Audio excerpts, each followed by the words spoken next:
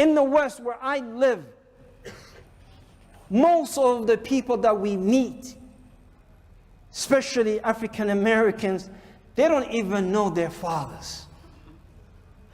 They don't even know their fathers. It was all of them, most of them were the product of one night stand. One night stand. They will tell you, I don't know my father. Well, who named you? Whose name are you carrying? Well, my mother chose his name for me. I don't know. Is that what we want for our ummah? No. كلهم أو معظمهم أبناء الزنا. أبناء الزنا. Why? Because man, he has to give up the seed. And because the marriage will limit them, they will go from one to another to a third woman. You know, subhanallah, it's one of the African American brother who accepted Islam. He said, Sheikh, Islam limited me. Only allowed me 4 wives. He said, before I became a Muslim, I had 40 girls, mashallah, tabarakallah. And I used to maintain all of them well, tabarakallah. But he said, now Islam is limiting me only to 4. So children will be well taken care of. And there won't be children who do not know their fathers. Alhamdulillah. Wassalatu wassalamu ala nabina Muhammad wa ala alihi wa ashabihi ajma'in. Assalamu alaikum wa rahmatullahi wa barakatuh.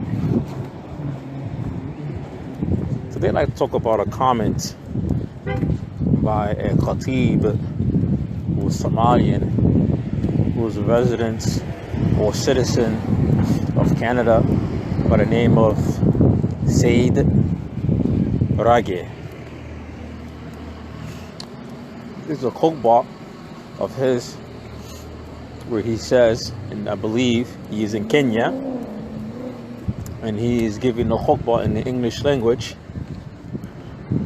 saying that majority of African American, more of them, majority, or ba'du, or some of them, are the results of one night stands from zina.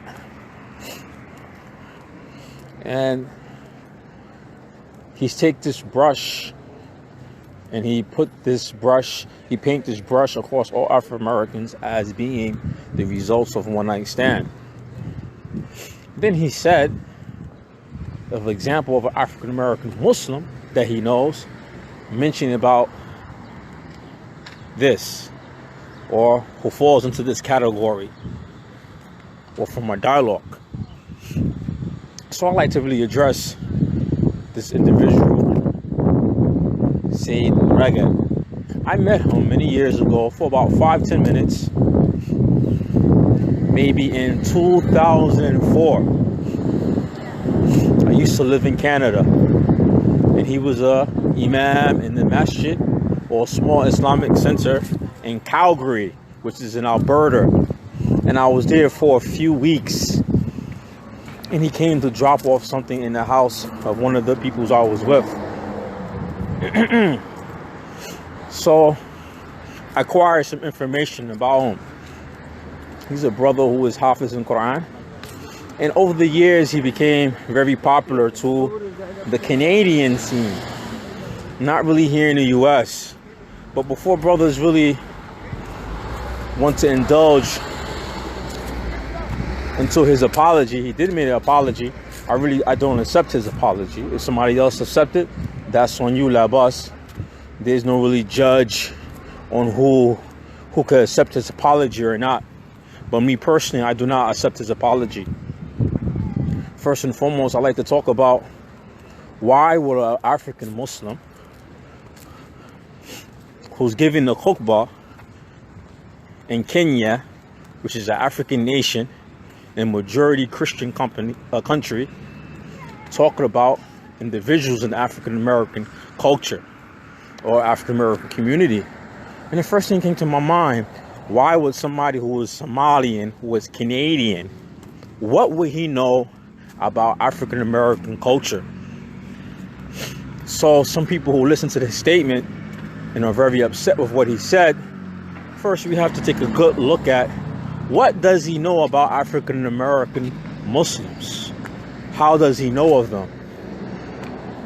And many brothers who listen to him or who are upset with him, I like to say that I personally believe he has some jealousy against us and some hatred against African American Muslims, because he was a former imam before in the early 2000s in Maryland, and I believe in DC.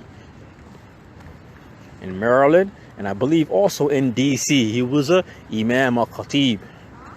And the brothers in the Salafi community that he was an imam there, they basically ran him out. All right? They basically ran him out. And this is when he came back to Canada. So he has some dealings with the African American community, Muslim community, from the Salafi community, who ran him out, basically.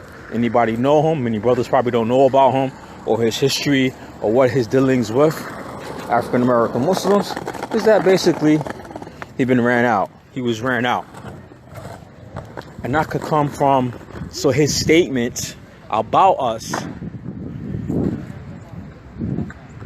drawing this broad brush on our peoples to a group of Muslims who are in a minority country in Kenya, giving a khutbah, why we have to be the target of his blatant attack, when it's well known in the United States that many people from many nationalities are born from fornication.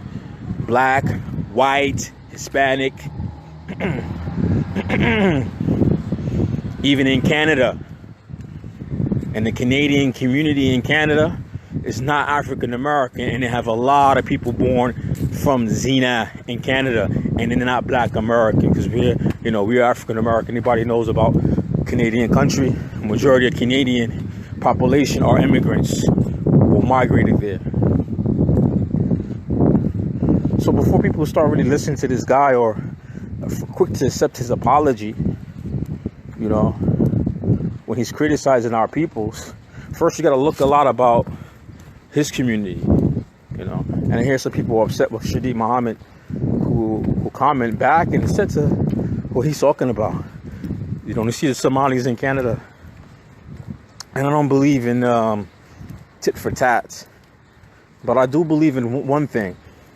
If he's going to insult African American people who are Muslim or non-Muslim and paint this brush as we are the outcome of one night stand, then I have to ask, how long has Islam been in America? How long has Islam been in the African American community? How long? How long can we really say that the authentic Islam been in the African American Muslim community in the United States, or been in the United States, period, amongst the American population? 20 years, 30 years, 40 years, 50 years, maybe 60 years. 60 years. And maybe in the last 30 years that Islam started becoming popular, or more people embracing the religion. So if Islam in American society hasn't really been the force or the backbone of American society, and there's not no scholars of Islam in America, meaning that there's no scholars everywhere, religious scholars everywhere. We don't have this in the United States. And the reason why I'm bringing up this example, because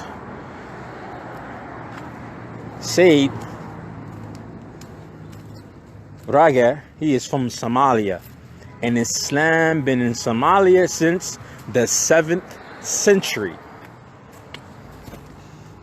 So how many centuries? Islam been in Somalia for many centuries.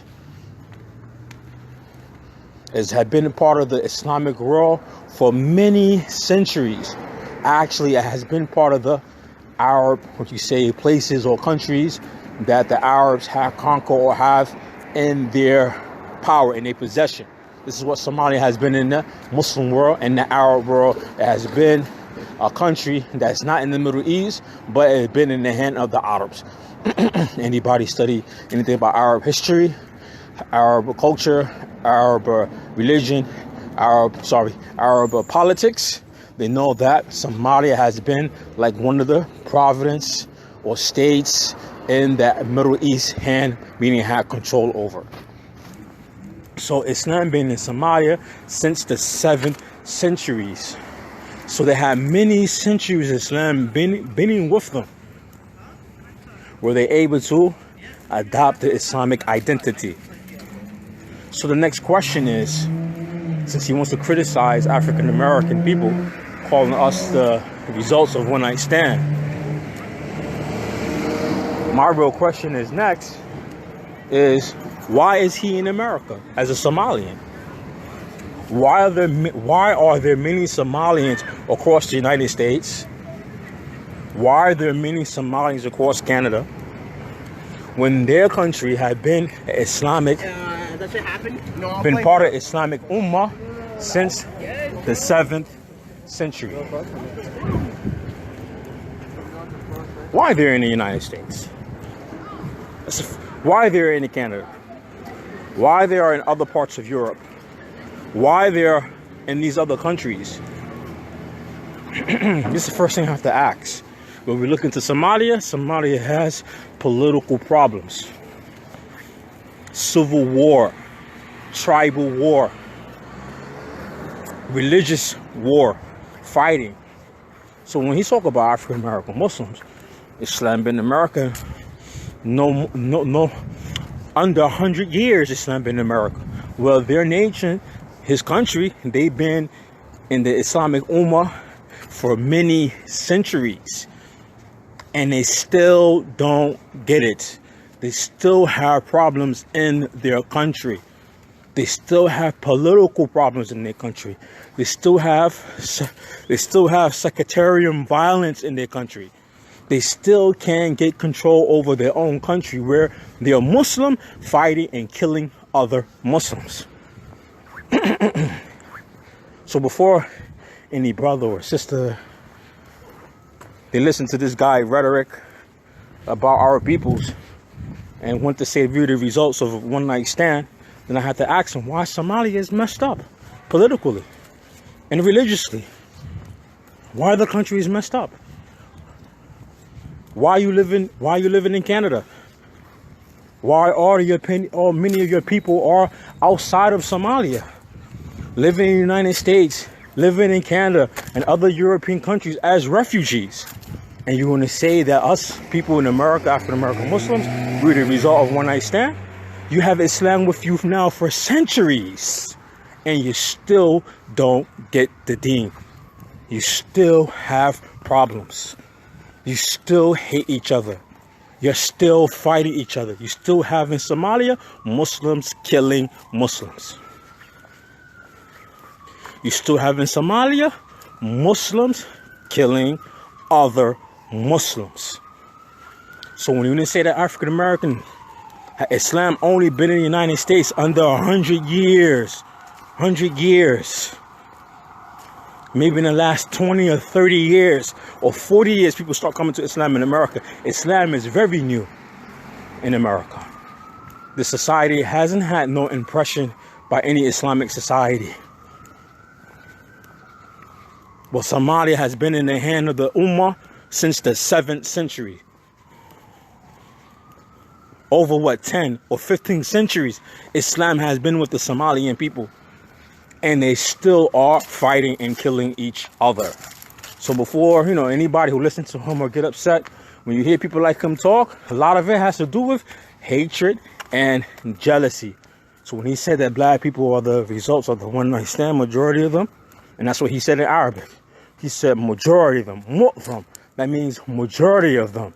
Then I have to say to him, why is Somalia still messed up? You still have right now to this day the Muslims in Somalia killing and fighting each other. And Islam has been with the Somalian people since the 7th century. since the 7th century, and they still fighting. And this is why many of them are living outside of Somalia. Go look up on the internet how many Somalian people live outside of Somalia and why. Let's go look it up on the internet. Look at the political problems between them in the country. Look at the secular violence in the country. Look at them killing each other. And Islam been with them for many centuries. Can't talk about black American people. I'm sorry. Can't talk about the black American people have excuse. And their excuse is they don't have no deen.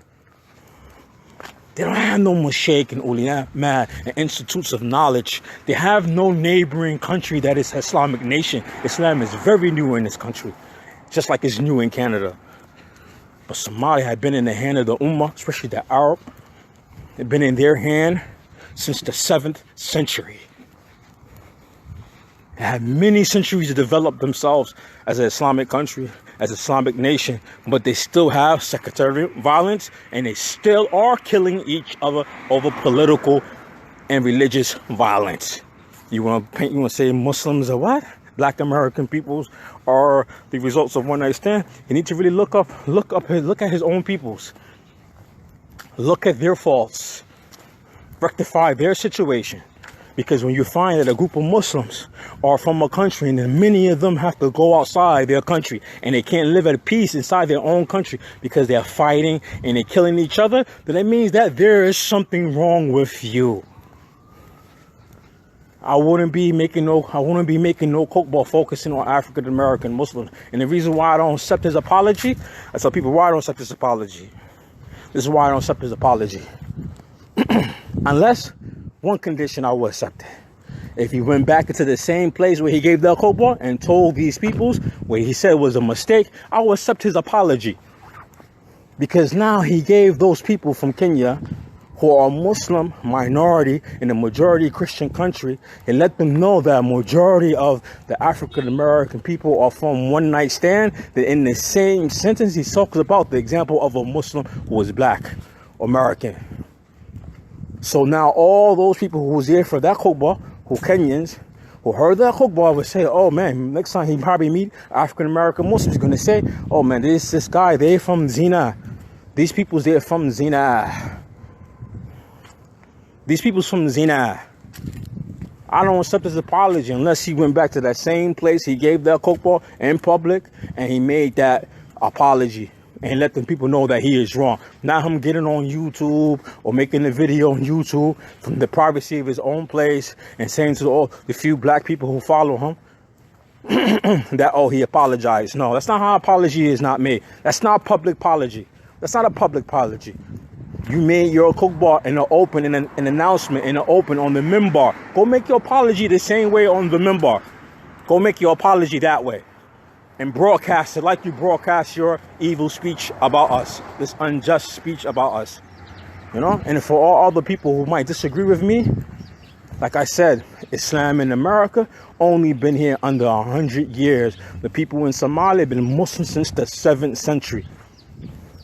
They had many centuries of Islam being with them, and they still are fighting and killing each other. They still are fighting and killing each other. This is why many of them leave their country or they're a refugee in other Western countries, because of the political clout of them fighting and killing each other in their country. And they've been Muslim for centuries and they still killing each other. Can never talk about no black people, black Americans. They can never talk about no black American peoples and how they live and whatever. Can never talk about us. We have an excuse. We don't have the deen with us for centuries. We don't have moshaykh and Islamic institutions. They have all these things in their country and the neighboring countries around them. They have all these things and they still are killing each other. Subhanakallahumma bihamdika wa ashhadu an la ilaha illa anta astaghfiruka wa atubu ilayk.